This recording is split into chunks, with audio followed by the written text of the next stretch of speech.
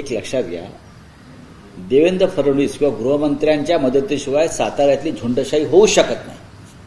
ज्या पद्धतीनं पोलिसांनी एका तिकडल्या पालकमंत्र्याला चोप दिला, तोच म्हणतो मी रक्तबंबाळ झालो, माझा हात मोडला, माझा पाय मोडला।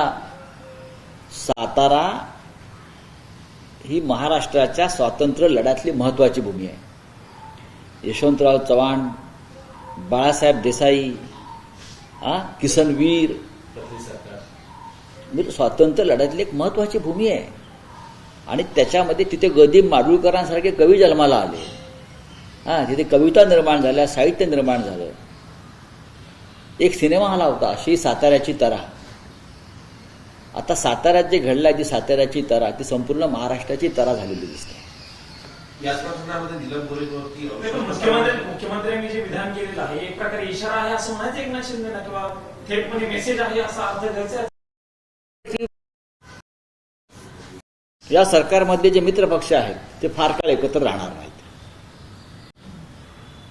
त्यांना रोज मार खावा लागेल रस्त्यावर। दिवसांचा मार त्यांना रोज खावा लागेल, ही दिसत आहे।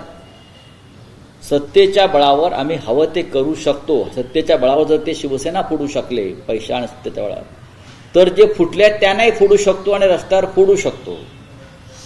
हे स्पष्ट दिसलंय भाजपच्या कृतीमध्ये।